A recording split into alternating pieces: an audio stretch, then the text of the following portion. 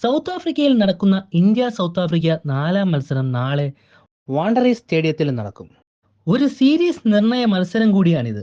തുടരെ T20 series നേടിവരുന്ന ഇന്ത്യക്ക് ഈ മത്സരം വിജയിച്ചാൽ ആ നേട്ടവുമായി മുന്നോട്ട് പോകാം. പക്ഷേ സൗത്ത് ആഫ്രിക്കയ്ക്ക് നാളെ മത്സരം ജയിക്കാൻ സാധിച്ചില്ലെങ്കിൽ സ്വന്തം നാട്ടിൽ മറ്റൊരു നാണം കെട്ട സീരീസായി ഇത് മാറും.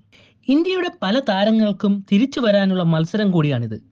അതിൽ പ്രധാനി മലയാളികളുടെ പ്രിയ താരം സഞ്ജു സാംസൺ. ഈ സീരീസിലെ ആദ്യ മത്സരത്തിൽ വമ്പൻ സെഞ്ചുറിയോടെ തുടങ്ങിയ സഞ്ജു പിന്നീടുള്ള 2 മത്സരങ്ങളിൽ ഡക്കിന് പുറത്തായതോടെ ഒരു നാണംകെട്ട റെക്കോർഡിലേക്ക് എത്തിയിരിക്കുകയാണ്. ഒരു കലണ്ടർ ഇയറിലെ ഏറ്റവും കൂടുതൽ ഡക്ക്.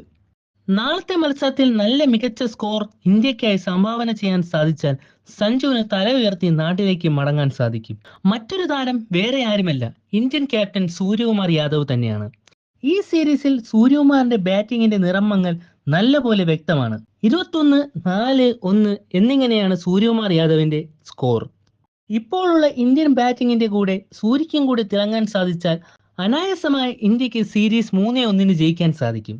ഇനി നമുക്ക് നാളത്തെ മത്സരത്തിലെ സാധ്യത 11 പരിശോധിക്കാം. ഓപ്പണർമാരായി സഞ്ജു സാംസണും അഭിഷേക് ശർമ്മയും തുടരും.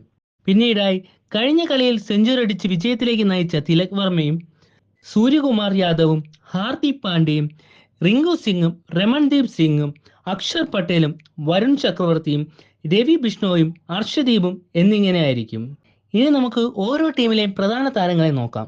ഇന്ത്യൻ ടീമിൽ നിന്ന് വരുൺ ചക്രവർത്തി മികച്ച ബൗളിംഗ് പെർഫോമൻസ് ആണ് കാഴ്ചവെക്കുന്നത്. 10 വിക്കറ്റാണ് ഈ സീരീസിലുടനീളം ഇതുവരെ നേടിയത്.